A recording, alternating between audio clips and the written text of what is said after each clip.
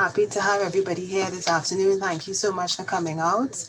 We are continuing with our Career Development Month, and today is Transformation Tuesday, and we have a really interesting session for you guys this afternoon. We are going to be talking all about job fit. What does that mean? How should you consider this in your career planning process? And, how do you factor job fit into the planning of your career. So this afternoon we have our specially invited guest, Ms. Lorraine Charles, and I'm just going to introduce you guys to her. She is the Manager of Human Resources at Point Lisa's Nitrogen Limited. She has been working in the human resource field for the last 23 years across oil and gas, consulting, and financial services industries in Trinidad and Tobago, Barbados, and the Eastern Caribbean. Her energy experience includes managing HR teams at PLNL, Petrotrin, National Gas Company, and Atlantic LNG. Lorraine has contributed significantly to the development of national capacity and youth development. Among her career accomplishments are the design and delivery of multi-tiered strategic traineeship programs at Petrotrin and Atlantic Energy, and achieving Workforce Assessment Center certification for Petrotrin in 2016, the design and delivery of leadership and supervisory development strategies at PLNL, just to name a few. Lorraine represented Trinidad and Tobago at the 2015 Global Get Energy Education and Training event in London to present on national oil companies' roles in human capital and development. Lorraine holds a Bachelor of Science degree in Sociology and Management from the University of the West Indies, alma mater, is a certified leading change and organizational development practitioner from Astridge Hult University, UK, holds a professional certificate in industrial relations from Queen's University in Canada, in conjunction with the Arthur Lockjack Global School of Business, a professional in human resources designation from the Human Resource Certification Institute in New York City, and is a Kaplan Norton Balanced Scorecard Certified Graduate, Palladium, Boston, USA. She is ILM, Institute of Leadership and Management, certified at Advanced Assessor Skills and Assessment Center Design and Management Program delivered by A&DC UK. And Lorraine has also completed an executive development program with JMW Houston and Rapport Leadership International at Las Vegas, Nevada. So we have someone here, Lorraine, with a wealth of experience. Please take advantage of her knowledge and of her experience and place your questions in the chat this afternoon, and we will be fielding them at the end of today's presentation. So without further say or do, I would like to hand over to Lorraine. Hey, good afternoon, and good afternoon to all of you. Thank you for joining us for today's session. I'd like to say a special thanks as well to the team at UWI Careers Co-curricular and Community Engagement for giving us the opportunity to do these workshops. So let me just get started. I will share my presentation. Right, can everybody see? Yes? All right, yes, so we are seeing. Today we're going to get cracking with respect to exploring this concept of job fit. Now, job fit is something we might hear people say, that job isn't for me, I ain't sure if that job is for me, but what does it really mean?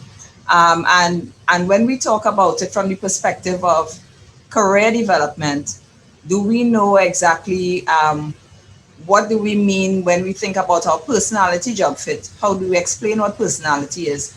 And how does that then influence the choices that we make with respect to our career progression or the opportunities that we seek out as we start to build our careers?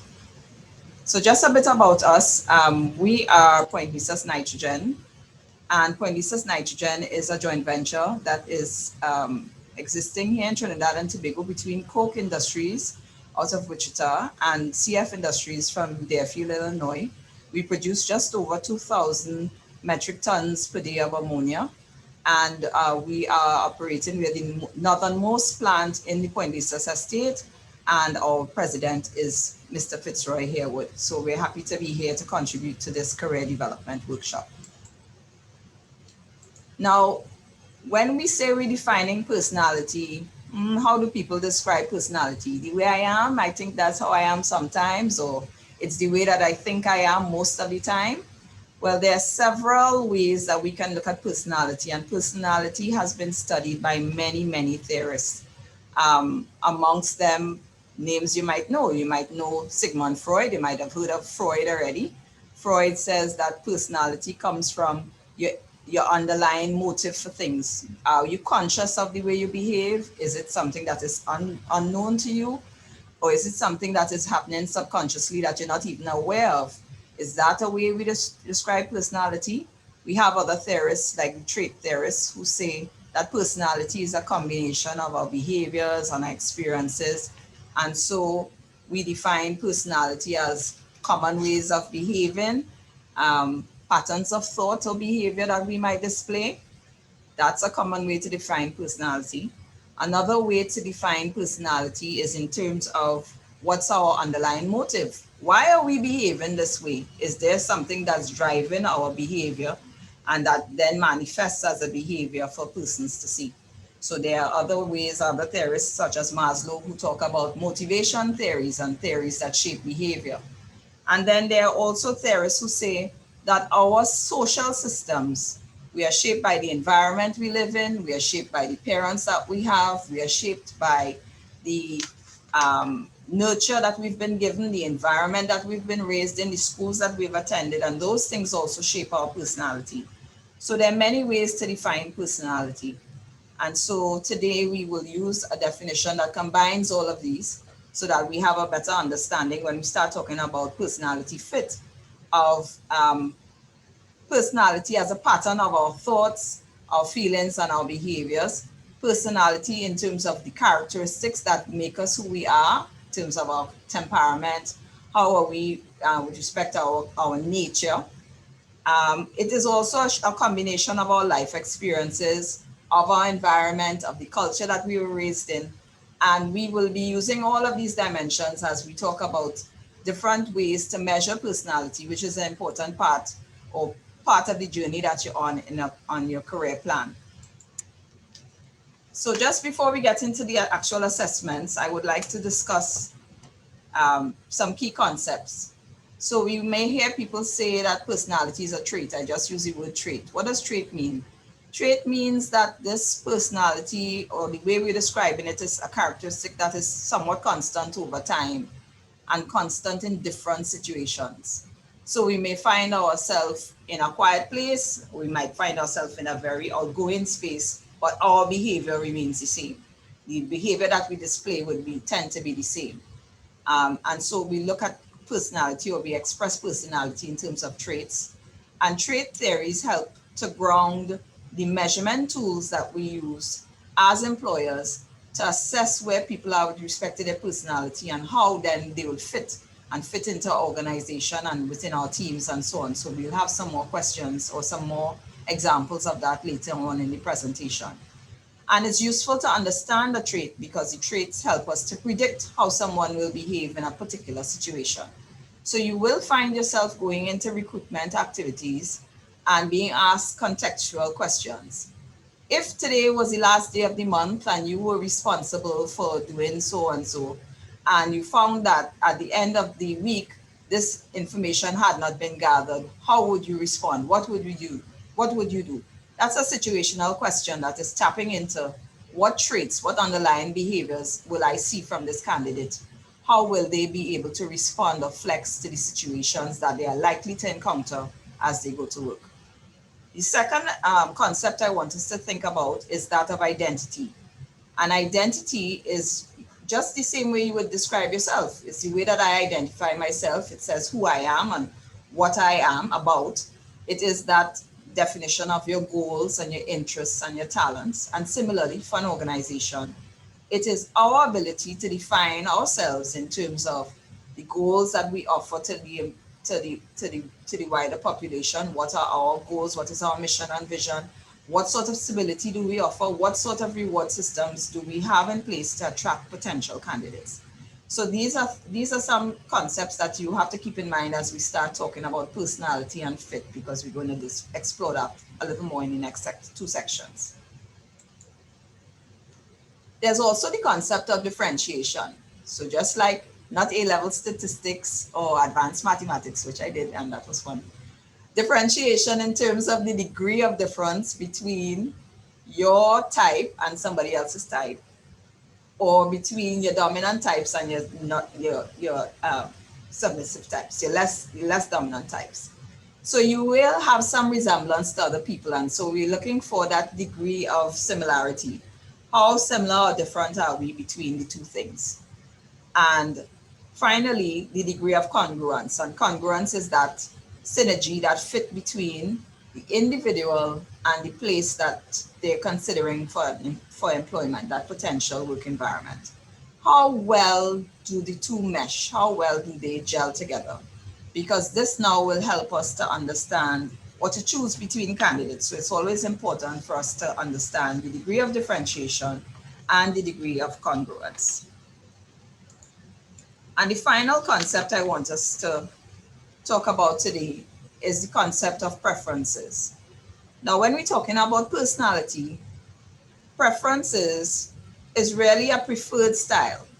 It doesn't mean that you're one or the other. It doesn't have to be one or the other. It is, if you think about it as a continuum of things, where am I normally? What do I normally display? How do I normally behave? So if you're familiar with the Myers-Briggs typology assessment, which is the Mbti, a lot of people have gone online and done these assessments, and you will see INTJ or ENTP or ENFJ or something. These are all preferences. It says that along the continuum, on this example here, of extrovert and introvert. So extrovert means I'm outgoing, I'm out there, I have a lot of friends, I'm very active socially, I get my energy from other people.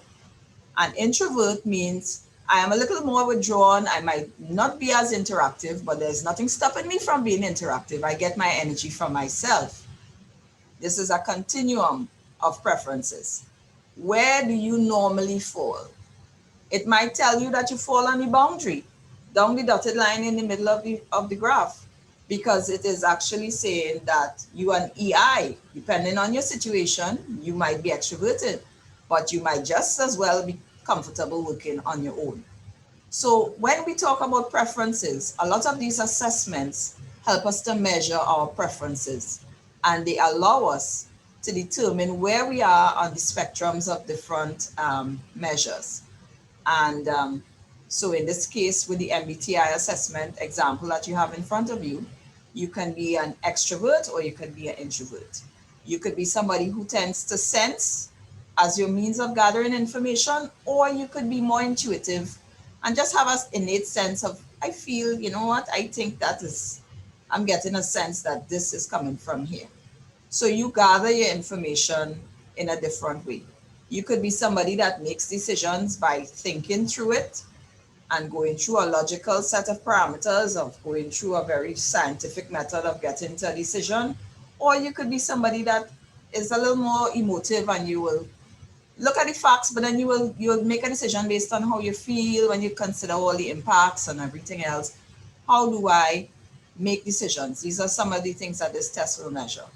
And it will also measure the examples of making, relating to the world with respect to judging. So you have a set of rules, and your rules is your context, your frame of reference for how you deal with things, or you'll be more perceptive and allow you to be more open and less rigid in terms of your context and your way of viewing things.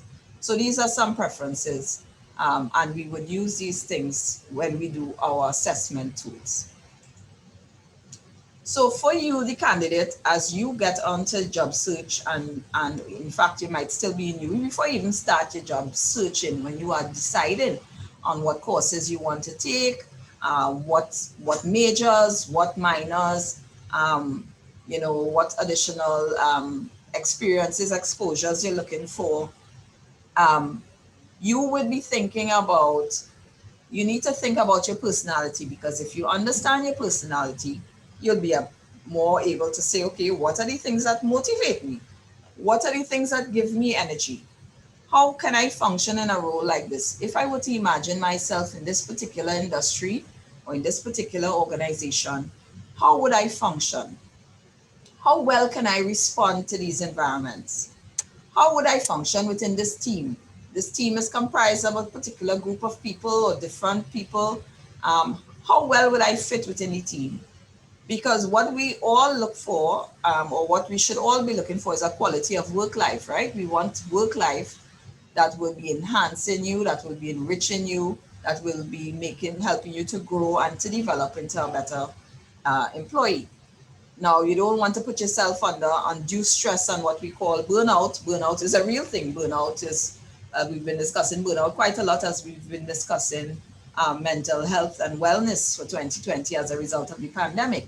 You want to look for those environments that you are suited towards and which will help to improve your quality of work life.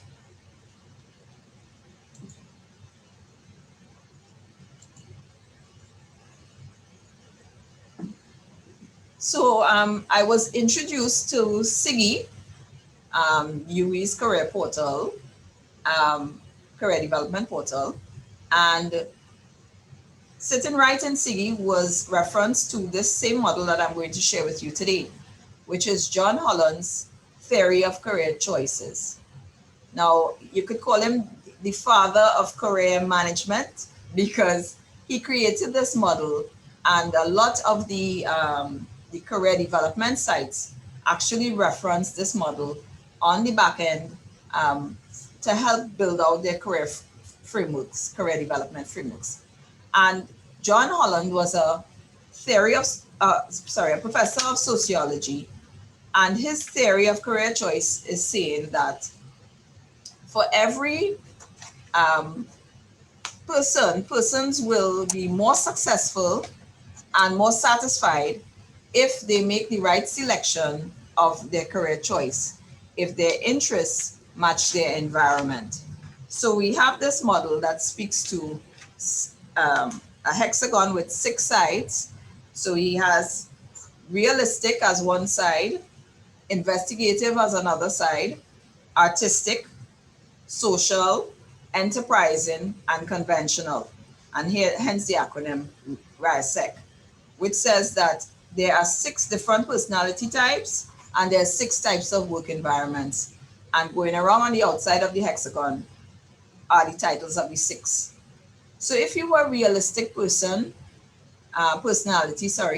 you would be interested in things, actually doing things. So you'd be a very hands-on person. You'd be either an athlete or you'd be somebody who's interested in construction. So you see the hammer symbolized there. The second type is that of the investigative. The investigative personality is somebody who's a thinker. They're very deep into analytics and evaluative thought and so on. So you would see occupations align around investigative types. The third one is the artist, the artistic type. The artistic type are the thought innovators, the creators. They are literally the artists, the dancers, the painters, the musicians. And again, they do best if they gravitate into careers that respect and utilize the strengths that they have in their personality. The fourth area is the social. And social, just as you see the image here, meaning helpful, people-oriented. So you would find the professions where they are assisting other people, they have people in mind. So the therapists, the caregivers, they tend to be the social helpers. The fifth one is enterprising. And enterprising are the negotiators, the persuaders, people who are able to get their point across. And so you will see that aligned to certain types of occupations, which we'll explore shortly. And the sixth one is the conventional. So those administrators, the organizers, the people who could take chaos and bring it into order. And we need these types for certain roles and occupations. So what Holland is saying is that if we can identify the personality type that we have, we will be able to then align ourselves in terms of our occupation to an occupation that belongs to a similar reference, And then if we are able to do that, we will be more successful and satisfied. So to go a little deeper in terms of, to go a little deeper in terms of the types. So we talked about the investigative. Investigative types are those investigating, they're analyzing, they're learning. So people who tend to have a scientific or mathematical nature might find themselves classified here. And they prefer to work with ideas as opposed to the opposite, which is being in a very structured setting. Secondly, we have the artists. The artists are the creatives, those using their intuition and their innovation. And they would also prefer to be in an environment where they can express themselves and not be too constrained or confined from using their imagination. The persons whose personality can be defined as social, again, love to work with people, and they would be good trainers and coaches, nurses and therapists, and help people through problem solving and so on. If you were a task-oriented person, you might find yourself being described as enterprising. And in here, you would see people, as I said, negotiating, persuading, influencing people, those economists, the lawyers, and so on, finding themselves in a position where they have influence over other people. The conventional person might be somebody who combs through data and finds order out of chaos. So we have our accountants, our auditors, and using their sensibilities and their strengths to make efficient use of the information in front of them.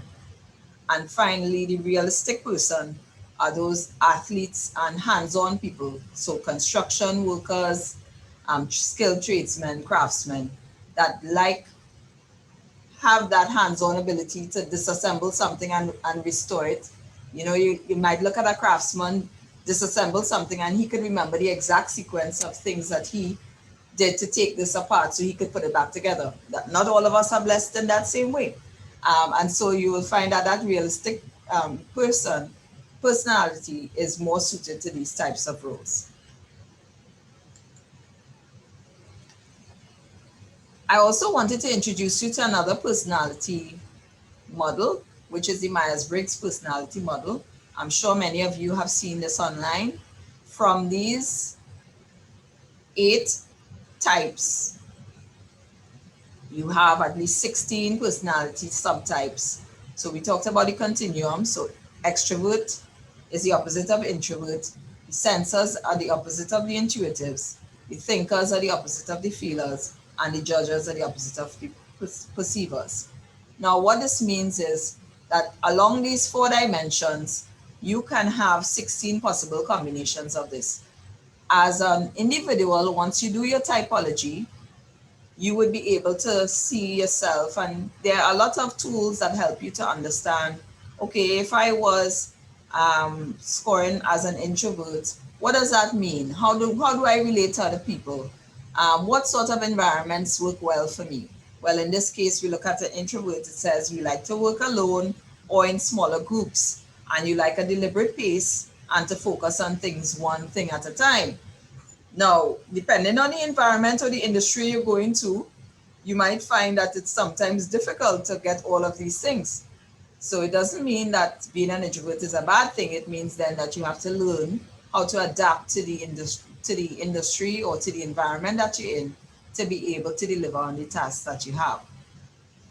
But when you do your personality tests and you find out what your personality types are, you get to understand yourself and you'll understand those of the persons around you if they're also tested, so that you will understand why people behave in a particular way. Why that boy is so talkative, he doesn't shut up. This guy in this group, he talks all the time. Well, he might just be an extrovert and he gets his energy from other people.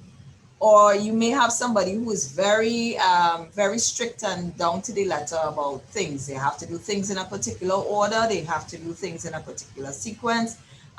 These things must be done. And they might actually be a judger because they have a prescribed framework for looking at the world, and they say, okay, we're going to work with this rubric to get things done. Alternatively, you might have somebody who is, are seeking out the patterns. So they are intuitive. They're not necessarily dealing with facts and details. They will look at how somebody responds. They will look at how somebody reacts to something and say, you know, something isn't right about this, because I can just sense, or I can just, sense might be the wrong word in this example. I can just feel that this person does not understand what it is we have to do here. And so they rely on their intuition, that gut feeling, as opposed to facts and figures when they're making decisions. And similarly, you have people who will make decisions based on data and logical analysis. And then you would also have persons who would look at, the general mood of things, the impact of things, and use their sense of feeling to make these decisions. So these things come in handy a little later on when we start looking at occupations and how some of these personality types relate to different occupations. So we've talked about the MBTI alignment, which is on the side. We've talked about RISEC model from Holland, and the personalities that go along with some of the occupations. Now, if you went onto Siggy and you did your personality type, you would actually find that your personality type matches back to these types here. So I would encourage all of you to go onto Siggy and take some of the personality assessments and see which of these you express preferences for, because it will help you to kind of get a sense now of what occupations could I be thinking of when I leave university, or if I was starting my own business, what sort of occupations could I be considering? So if you were a realistic person, you're more than likely a very handy person, you're a very practical person. You have good spatial, meaning that sense of orientation skills, and kinetic in the sense that you use your body, a physical person. So you will see the occupations represented here as mechanics and builders, persons in the army, assembly line persons, tradesmen, engineers, landscapers, sound technicians, cooks, athletes. These people all express very high personality fits with respect to realistic. And on the MBTI alignment, which is Myers-Briggs, they are high sensing or thinking persons. And the investigative, we talked about this. They can be independent, they could be research oriented, they like intellectual things. So you may find a lot of scientists inside of here. You would find a lot of the medical sciences, you will find sometimes economists, you would find computer sciences, you might even see some engineers in here. And under the MBTI alignment, they would score high on intuitives or introverts. Not that extroverts can't do it, but it's just more likely that they would be intuitive and introverts. Under the artistic type, you have imaginative personalities, expressive personalities. They could be physically expressive, and by physically expressive, use their bodies to express themselves. So you would see occupations such as the painters and the writers, the musicians, the graphic artists, people into fashion design, into public relations, into photography and hairdressing and video editing and so on. A lot of these people are feeling and intuitive strong on MBTI. Under the social type, you will see that the personality is expressed as sociable and cooperative, and they communicate well with people, supportive people. And the occupations that relate to this would be the social workers, the teachers, nurses, counselors, therapists, even some police officers. That might be a stretch, but yes, police officers, waiters, and customer service representatives. These people also score very high on feeling in MBTI. Under enterprising types, we have people who are persuasive promoters, developing ideas, managing and organizing, leading.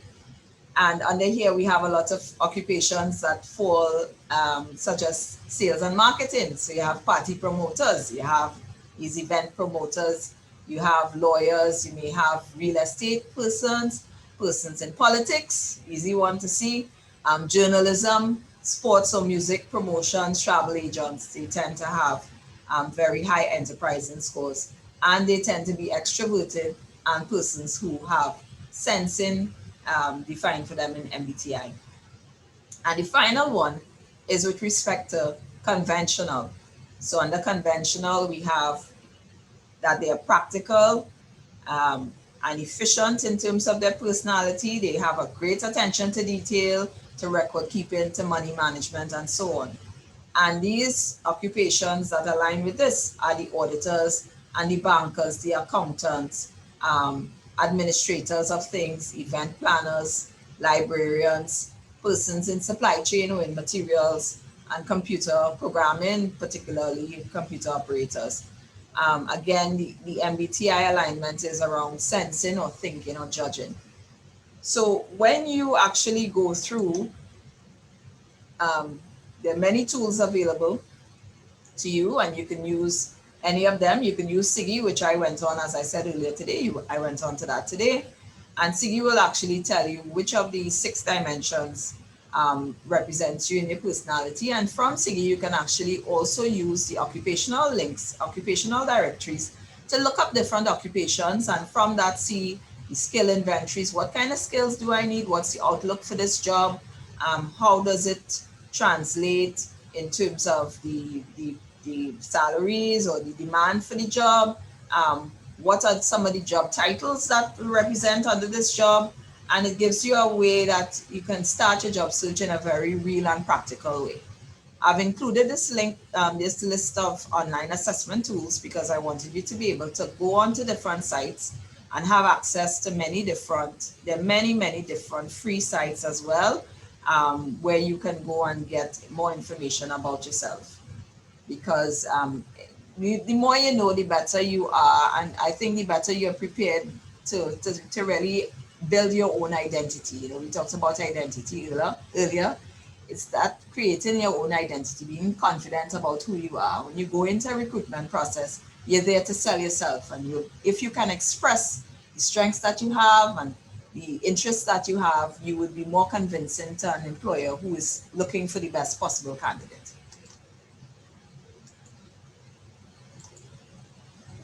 So you go, you do your assessment, you come back. What does it say? It says, okay, it gives me some information. I've learned something about myself. I might have learned something about different situations that I work well in, or that how I would respond to different environments. I would learn about the things that energize me, because if I look at those assessments, sometimes you open a magazine, you do the little quiz, or you're online and you do some of these online quizzes, and you laugh at, you laugh at what they say about you, or you're 100% this, or you're 60% bossy, or all of these things are fake. Nobody believes I'm 100% bossy, but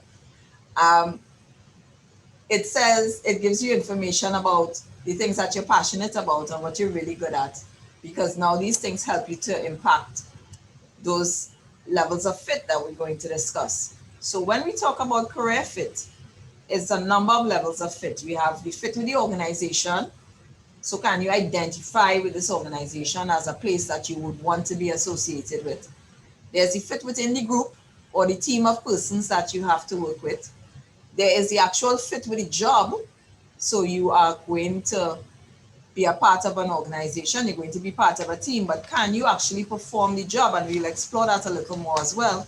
And then your own individual fit of yourself. How do you feel satisfied with respect to the choices that you've made? So when we talk about the organization's fit, many times people, in their job search, I'm not sure if they take the time to read up on the organization, ask people about the organization, go on the website and see what the organization is doing, look in the papers or look at articles and see how active they are in their community. What are some of the things they're doing with respect to their stakeholders? Do they have any corporate social responsibility projects? What are some of the things they're doing? And there are a lot of sources of information where you can get this. You can go on social media, you can go to the newspaper articles or sites, you can go on the corporate website, you could ask people, you could ask persons who are employed there or other persons who may know of the organization, because it tells you a lot. It tells you about the culture of the place, it tells you about the values, the things that the organization holds dearly to it. So once you know that, what does it say? It allows you to know, okay, would I really be happy here? I am a vegan and this is a sausage factory. Would I be happy in this environment? Can I say that I would be happy to align myself with this organization? Or it is an organization that has a 24/7 operation, and for whatever reason you have restrictions on your time, or you have restrictions that might be religious or otherwise preventing you from being available all the time. Is this the right job for me? How do I also describe the culture? What do people say about working there? Is it a nice place to work? Do they take care of their employees? Are they involved in their employees' development?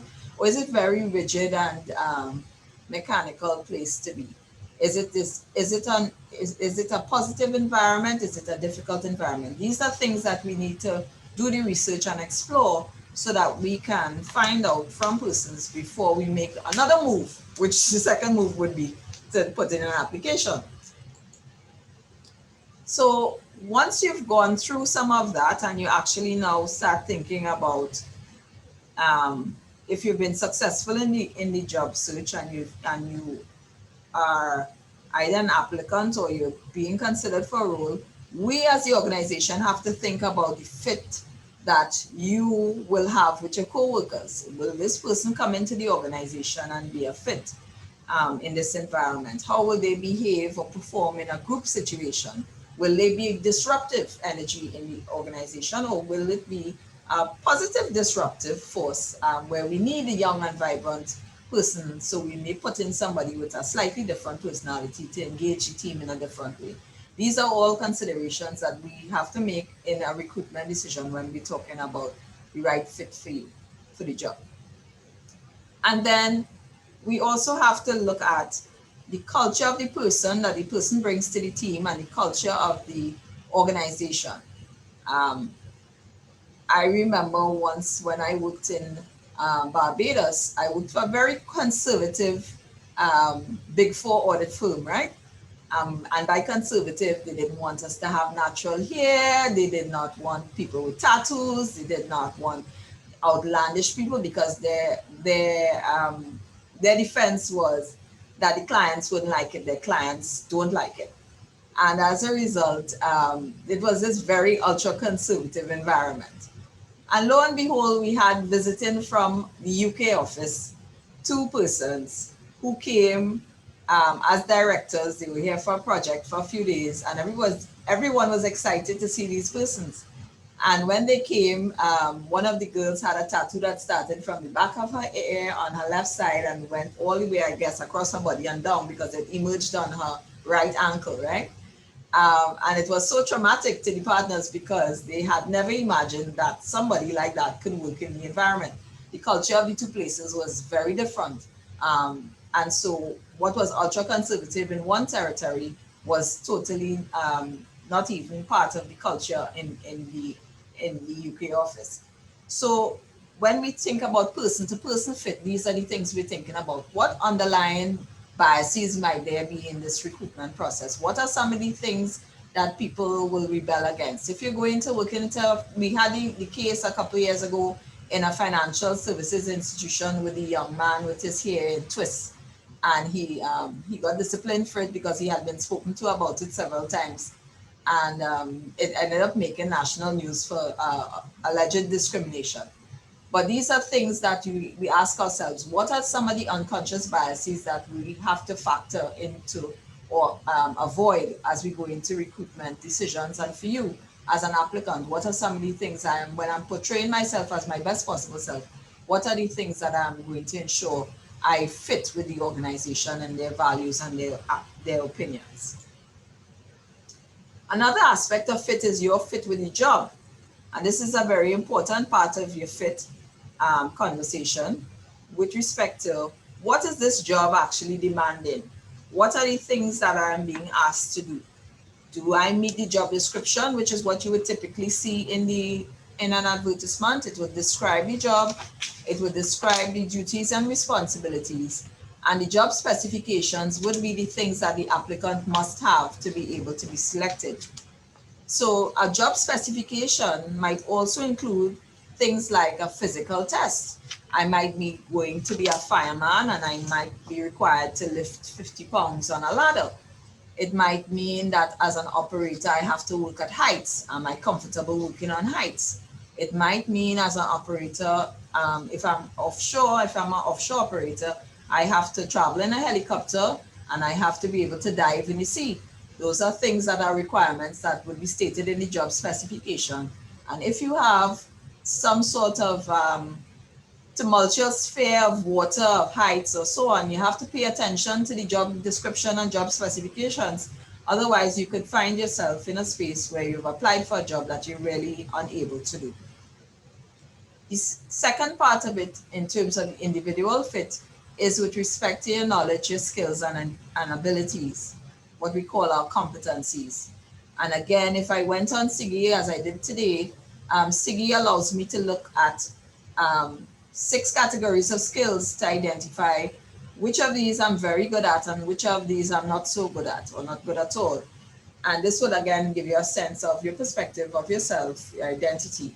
What are my areas of strengths? When you ask that in your interview, if you've gone through and done some of these assessments, it helps you to express a little better what those things are. So it might be that you are good at working with people, or you're good at working with your hands or equipment, or you're good at communicating, or you're good at working with mathematics, so you have other special activities that you pay attention to and you can do. You're good at working with information. You have knowledge of the software. You have knowledge of these types of systems. So you have to be able to express your individual competencies, and again, look at your competencies to see if your competencies are matched with the job that you've applied for, you're considering. And the final part is in terms of the process. So you're going to go through a recruitment process to get there. The recruitment process is going to take the form of interviews, which are more than likely going to be based on the first 2 parts, the job requirements and your competencies. They will ask you as well to complete some sort of psychometric testing. Usually organizations, the larger ones, may ask you to complete a psychometric test. It is a part of the recruitment process if you're asked to do so. So if you don't do it, then you've actually undermined yourself because you have not given yourself the opportunity to put an important part of your profile into the process. So your psychometric test will tell your employer what are some of the traits that you have, what are some of your preferences that you have. It may tell us a bit about your numeric reasoning. It might tell us a bit about your logical reasoning. It might tell us a bit about your linguistic reasoning or abilities. So we would test those things and use the information as an input into the recruitment process. And finally, the last part of the process would be in terms of your references. Again, a matter of fit. I don't want to have to call your references and get a bad reference for you, because when we ask the reference, do you think this person will be a good fit in this environment? Let's say it's banking. The person might have some story to tell me about some club where you didn't return the money for some tennis fees or something. These things come back to haunt you. So in your own personal life, you want to ensure that you are choosing good references, and you want to ensure that you are you're building strong character, and you have a good reputation that will survive a good investigative reference checker like myself, who will pursue different persons to get information about you.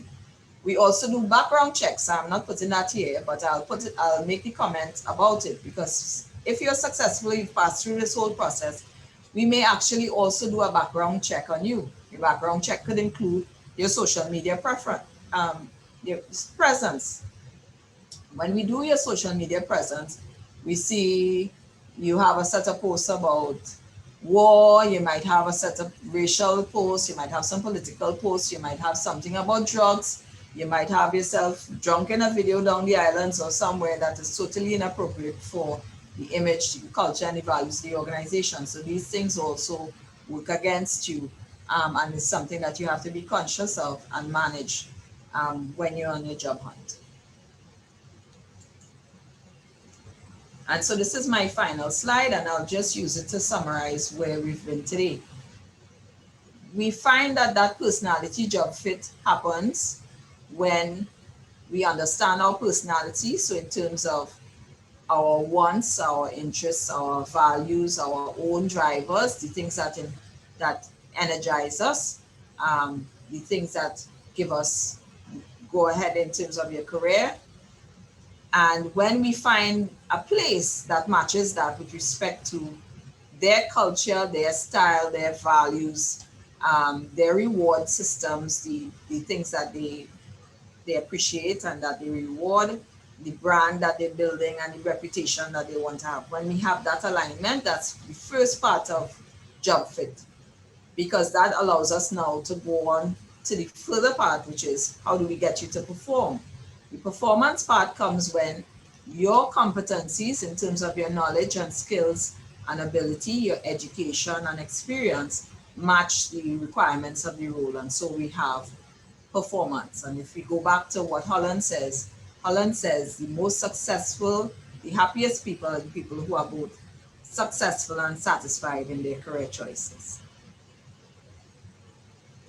And that brings me to the end of my presentation. So I will turn back over to Nandi for questions. Yes, that was a really interesting presentation, Lauren. I mean, and as much as you were talking about job fit and how to figure that out, I mean, really good information on what happens on the recruiter side in terms of the recruitment process for students to be aware of and know about. And also, I liked how you sort of did a really good plug for our career assessments, but just assessments in general, because a lot of times we instinctively know who we are, but we have a hard time finding the words to articulate that.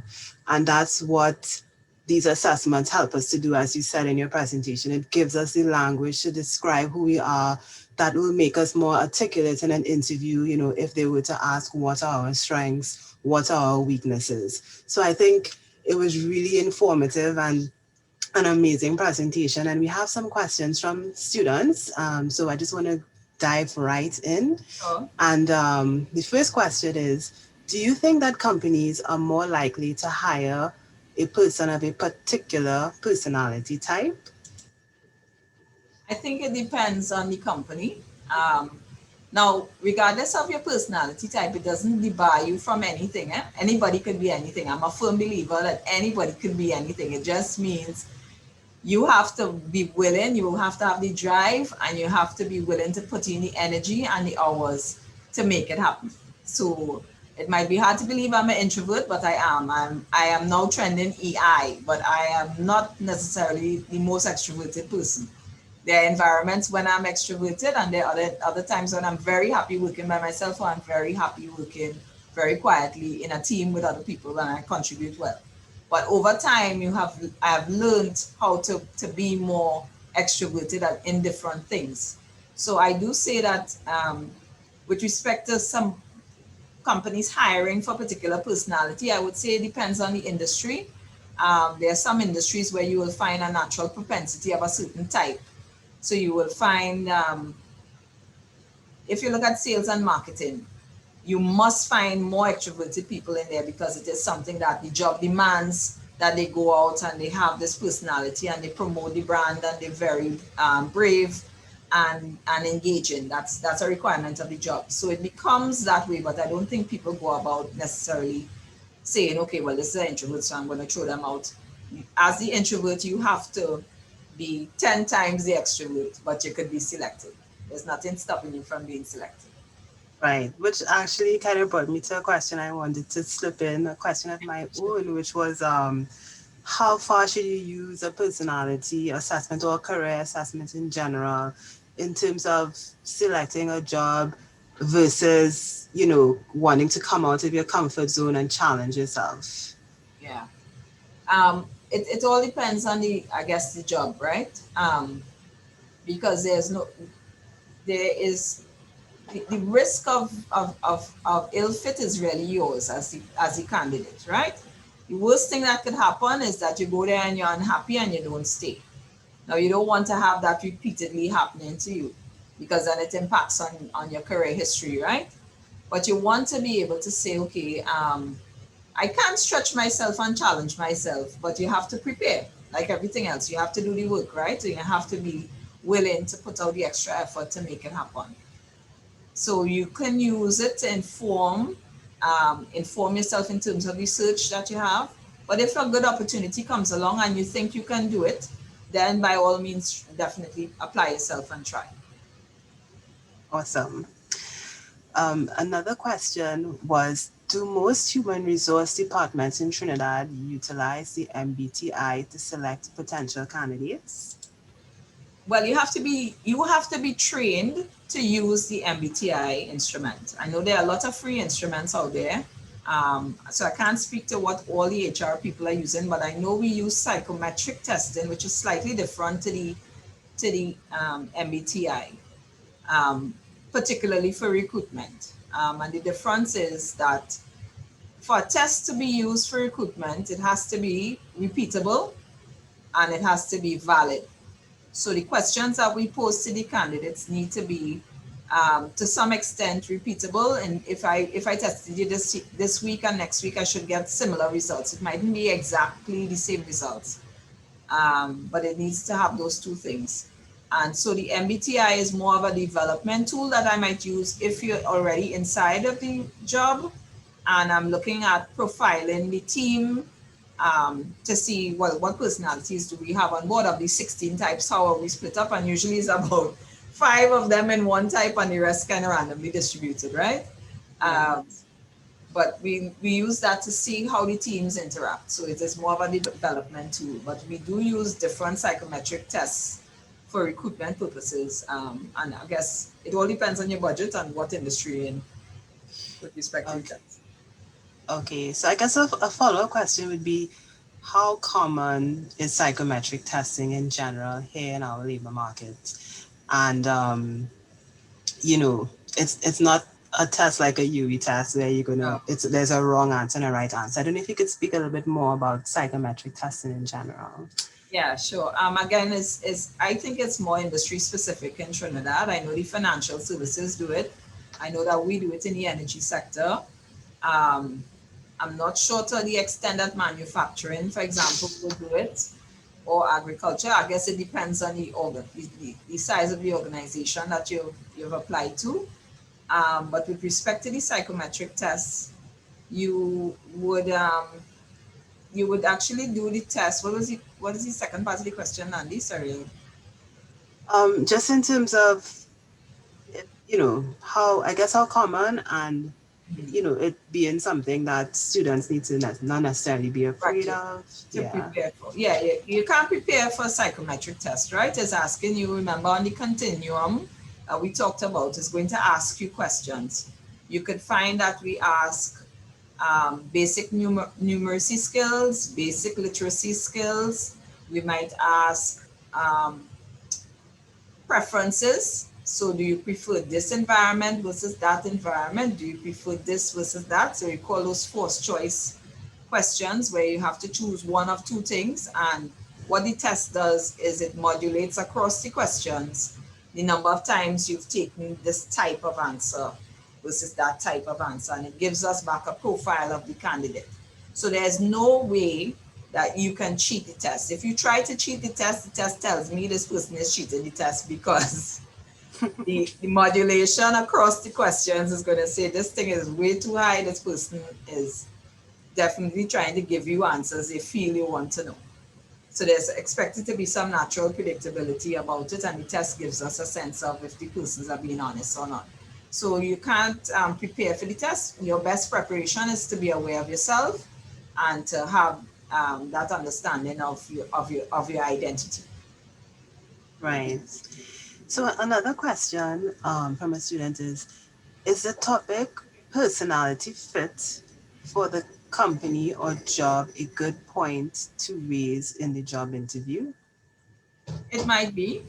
It might be. You can ask it via saying, what would the ideal candidate for this job look like? That might be a question you could ask when they ask you if you have any questions at the end of your interview. How would you describe the ideal candidate for this job? Because in that answer, they would tell you, well, they need somebody who is flexible, they need somebody who is available, who can do this type of work, They will tell you things about the job that might not have been written in the job description, but that you will get additional information if you ask the right questions, probing questions thereafter. Okay, awesome. So another question that I have from a student is, how do, this is an interesting one, how do employers view applicants with cross-faculty degrees, for example, chemistry and management, when applying for a management position or vice versa? Again, that question is really specific to the job. So if you choose the right industry, or if there's an opportunity for the right job, having a cross-faculty degree makes you a cinch. It is more appealing to the employer. So for example, let's say I have a manufacturing or production company and I'm looking for a management trainee. But part of this company has some kind of quality assurance unit or some sort of product testing, research and development unit or something. Then if you had a chem management degree, it would allow you to, yes, you could be recruited into the management trainee program, but now as the employer, I have the option to say at some point at the end of the program, instead of just leaving you in the management stream, I could actually put you into R&D because of the background that you have. So this is why I say the organization fit is an important part of your job search, because that wouldn't be as important in a bank or in an insurance company. But if you're searching in a production company, in a processing facility like ours, in energy sector, there may be other opportunities, or energy sector contractors who need that kind of flexibility, because they might actually be doing the process air or test the lab services or some water testing for an energy services company. There might be that opportunity for you to be a flexible candidate that could go into multiple streams as a result of the recruitment. Right. And I should say that in terms of what you were saying just now, oh gosh, what I had to say just flew out of my head. Oh my gosh, I'll remember it just now. I'm going to go into the next question, um, which is, if you are asked to take a personality test Uh, and you tend towards being an introvert, but the job requires an extrovert. How do you articulate this in the interview to make yourself more competitive? okay. Um, so if you've done the personality test before the interview and you're there, that is a good thing, because it says to me that they've still chosen you. So it is now up to you to demonstrate that you have the ability, you can satisfy the requirements of the job. Not Don't consider the requirements of the personality test. You consider the requirements of the job. What are the things that they've asked me for in this job description that I have to be able to do? So if I was applying to be a customer service person, I have to be friendly, I have to be polite, I have to deal with conflict and difficult situations, I have to show examples of where I interact well with people, where I'm able to offer advice. That doesn't mean you have to be the loudest person in the room. You could be the calmest person in the room. You could be the most gentle person in the room, the most sincere person in the room. These things are, those qualities also convey value to employers. So it doesn't mean that you have to be the loudest, most outgoing person, but once you can focus and show examples of times when you've had the experience of delivering on the things that we require from the job description, those things will sell, more so than if you were extrovert or introvert. Right. I think people generally tend to think that being quiet or on the shy side is a sort of weakness. So sometimes people, introverts feel like they have to Outshine the extrovert. outshine and be the opposite of that. But I mean, I think the key thing is there really is no wrong way to be. I mean, you're just being yourself, and that's the important thing. And I remember what I was going to say. You were talking about the importance of researching organizations, and I just want to say, like, based on feedback that we get from companies who participate in our recruitment fair, one of the number one things they say is that they find that the interviewee has not done enough research on the company. So I just really want to make a point, an extra point there to the students. Really, you will be setting yourself apart by doing research on the company before your interview, because it's something that people tend to overlook, or they probably do the research in a, not in a deep way, but all the different channels that Lorraine talked about in terms of the company's social media presence, newspaper articles, following the company on their LinkedIn page, following, key people who work in the company on their LinkedIn. All of those things really help you to get a sense of the type of company that it is, and it's going to help you to talk about the company in the interview. So I just wanted to make that point because it's really important to do that research. Yeah. So someone was asking, is it okay to have little to no social media presence? How important is social media to employers? Again, it impacts their brand and reputation, right?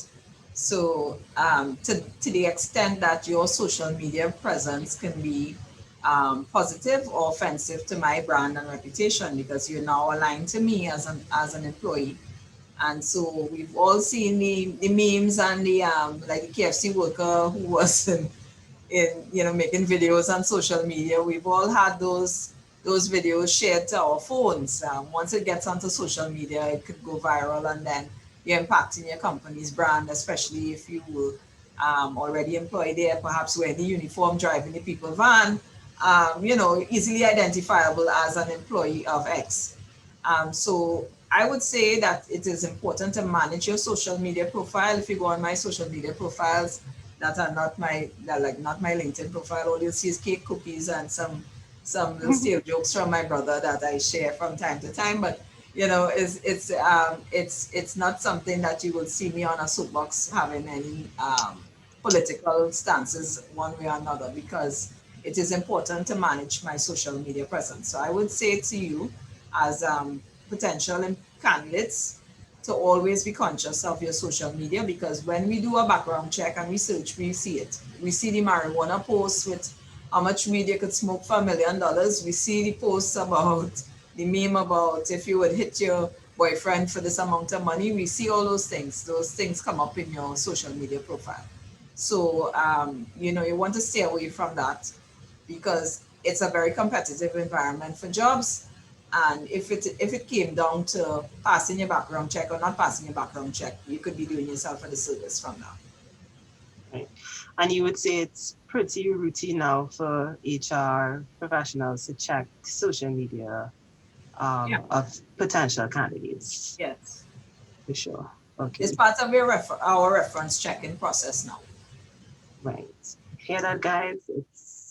This is not something reserved for people in foreign countries. This is happening right here in Trinidad. So another question is, I'm looking for a job related to my future career path. Is this recommended for university students? Would this be more appealing to list under your skills or experience sections of your resume? What's your personality type? I'm not sure. Maybe they're asking if they should state on their resume that they're looking for a job directly, looking for a job particularly with what they want to do in the future. Well, it sort of narrows your opportunities, right? So I wouldn't say put your personality type on your CV. That's a no-no. That's like putting, your photo ID or something, right? These assessments are meant to help you understand yourself.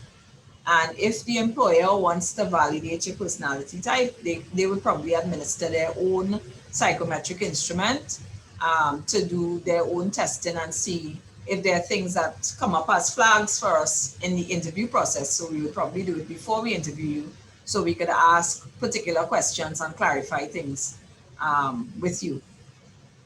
So I wouldn't put it on my resume, nor would I say I am looking for audit experience. So I am looking at being a trainee lawyer, let's say, or something like that, because you want to be open to whatever experience whatever you're applying for in the first instance. So if it is a general application for whatever opportunities exist in the organization. And then once you get interviewed or you get called for that interview or selected to go through a process, a recruitment screening process, you can ask more questions about the job and have those conversations around the organization for the job fit, etc. Because you'd have more information specific to the role you're being considered for. Right. Okay, so a little bit more clarity and explanation came with that question. So they added, should your work experience match the career path you want to pursue? Well, it doesn't always match 100%, right? It all depends on correct. where you've been. So there will be things that will be applicable, directly applicable, and there will be things we call transferable. So it might be that you worked in a, let's say you worked a volunteer at a veterinary office, right? You're a vet's assistant, but you're applying for a customer service job. I would call that transferable skills because you have to interact with the parents. You have to interact with your clients, your customers. You'll have other vets to interact with. You will have, the suppliers and different people to interact with. So you have skills that are transferable from one environment to the other. So as long as you can identify, and again, go back to the skills inventories that we talked about, you have quite a few on Singy and they were quite good. What are some of the descriptors they have there for working with people? What are some of the descriptors they have there for communicating? These might be skills that you need in a different environment, in a financial services environment, let's say, and you're doing a customer service job. There will be things that are transferable from one environment to the other. And those are the things you want to highlight on your CV. Not necessarily things like measuring chow and bathing the animals, right? But things that will be transferable to another environment. Those are the things you want to customize on your CV and put. So that for the recruiter scanning your CV, you will see, okay, well, look, they have dealt with angry customers. They've been able to deal with high demand times, high volume times. These are some of the things I might be looking for in a customer service person. Yeah, and that's the important part of the resume writing process. You have to match the skills that they're asking for with the skills that you've used. You have, yeah. And put those relevant skills in your resume. Another question, along the same path of theme of recruitment, when recruiting persons who lack extensive experience, what would recruiters look for? Again, I go back to transferable skills. So you might have some volunteerism, you might be active in church, you might be able to join a professional organization like, there's Hermat in Trinidad or some one of the engineering professional groups. You might be able to do something like Girl Guides, Brownies, Scouts, things that you did in school, extracurricular activities, youth groups, music groups that you're involved in where you have some responsibility. Because we would look at those things, especially if we're looking for interns. We don't expect that you would have a lot of experience. More than likely, we will cut using the GPA. So we might look at your GPA. So of course, keeping your grades and your UE performance up is very important. And then also there might be opportunities inside a UE dance theater. I don't know if that's still around. I did that back in the day. Don't ask me when that was. I'm not going to give you a year, okay? UE dance theater, you might have the parang side, you'd have choir. There are different things that football side, the intercurricular games, intercampus games. Yeah. There are opportunities, the guild. There are other opportunities for you to demonstrate your leadership qualities, or even you don't have to be in a leadership role. You might have had some other responsibility. And so you highlight those things on your resume. Right, exactly. We have a couple of questions that sort of fit into the realm of career assessments and personalities. I'm going to look at those. The first one is, what job opportunity can an INTJ who's studying a degree in mathematics have in the energy sector? So I don't know if INTJ, that sparks, if that comes to mind Yeah, immediately, well, what it's that one of is. the Myers-Briggs typologies, right? So to the extent that you could say, okay, INTJ would mean that he's introverted, he's intuitive, he's thinking, and he's judging, right? Um, what are some of the things? Okay, let me look at, I'm looking at a quick profile here because I saw that question before, so I pulled it up. Um, Able to absorb extremely complex theoretical material, a strategist with logical, rational, and future-oriented skills, good insight and intuition, could see the big picture, logical with values of not for knowledge and efficiency, high standards for performance that they apply to themselves, they're reserved and detached from others, and bored with mundane routine tasks and surface level thinking. Well, so he asked a number of things. He asked for that personality type, which I've just described in those sentences. He asked about a degree in mathematics and the energy sector. So those are three very large interacting circles, right? And I would say that to the extent that you would have a mathematics degree, there's actuarial science, so the mathematics degree persons, but that's not necessarily energy services, that's more financial services. Um, the the INTJ perspective that we had there was around, thought and planning and strategy. So maybe in terms of planning, a planning function in the energy sector. There are a lot of long-term projects and so on that require very detailed planning. Um, and these are only speculations. You really have to go out there and look and see, based on the opportunities that exist for the degree that you're doing.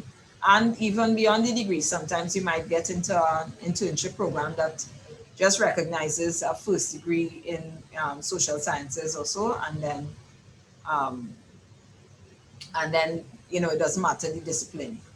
So really and truly, it is about finding, if you were to find something that is a match, it is more of you looking for the opportunities that fit based on the environment that you're in and the opportunities that are present there.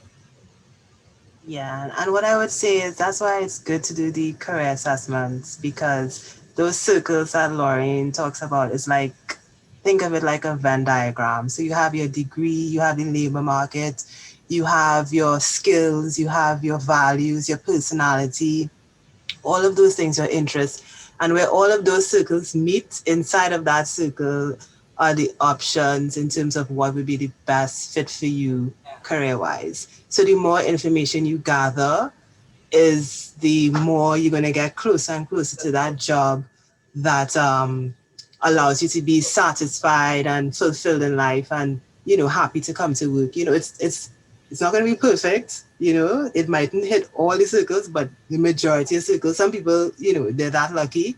But that's why it's good to do the career assessment and gather as much information as possible, so that you could see, you just have information. It just arms you with information. You know what to expect upon graduating.